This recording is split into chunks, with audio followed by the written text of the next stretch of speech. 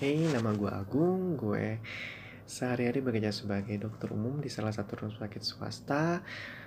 Di vlog gue hari ini kita nggak akan ngebahas tentang suatu penyakit, yaitu tentang namanya TB paru atau tuberkulosis paru. Dari pengertiannya itu sendiri, TB paru itu adalah infeksi paru yang menyerang jaringan parenkim paru, disebabkan oleh bakteri yang namanya Mycobacterium tuberculosis.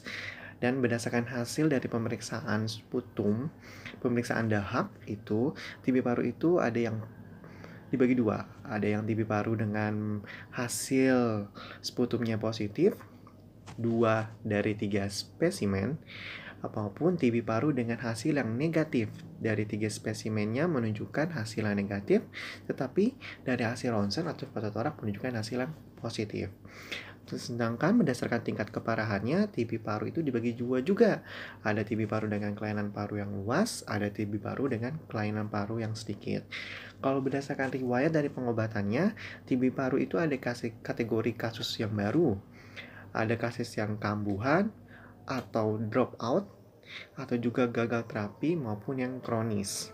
Untuk mendiagnosis dari TB paru itu sendiri berdasarkan dari anamnesa dari pasiennya, kayak seperti batuk lebih dari 3 minggu, atau adanya batuk yang berdarah, ada sesak napas ataupun nyeri dada, ada lemah, berat badan yang menurun, malaise, nafsu makan menurun, terus keringat malam, orang-orang lain atau keluarga tidak keringatan, dia keringatan sendiri, atau suka-suka demam, kadang enggak, dan lain sebagainya. Kalau dari labnya, itu adanya peningkatan dari LED. Kalau dari secara mikroskopis, yaitu tadi ditemukannya BTA sputum 2 dari 3 spesimen. Dan juga di saat pemeriksaan kultur Mycobacteriumnya positif.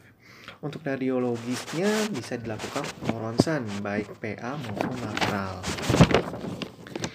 Terus dari ronsennya juga terlihat ada infiltrat bercak-bercak, ada pembesaran dari kelenjar getah bening hilus maupun kelenjar getah bening paratrakeal.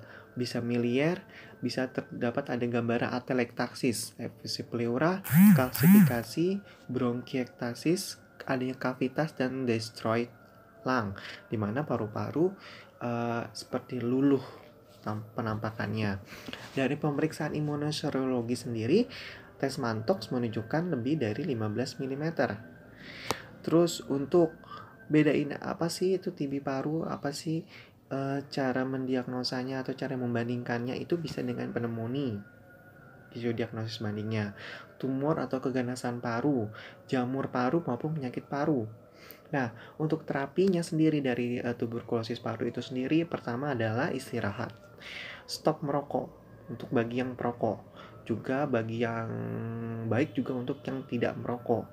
Juga kan, hindari polusi. Terapinya adalah komorbiditas. Terus nutrisi juga dijaga dengan cara mengkonsumsi juga vitamin-vitamin yang baik untuk tubuh. Nah, untuk obatnya sendiri, untuk terapi dari tuberkulosis paru itu sendiri ada 4 kategori. Ada kategori pertama, yaitu selama 2 bulan pertama mengkonsumsi 2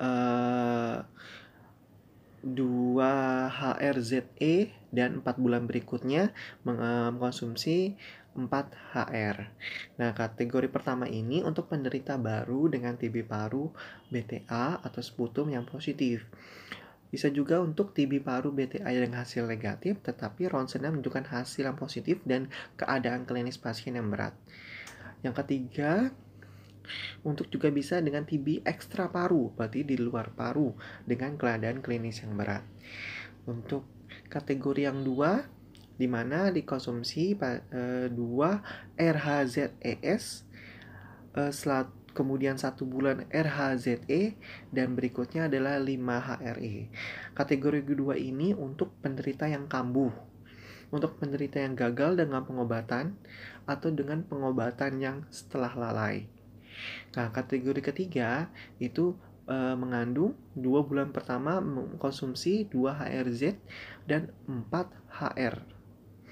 Nah, Ini untuk penderita TB-TA yang negatif, ronsen yang positif, dan menunjukkan keadaan klinis pasien yang ringan.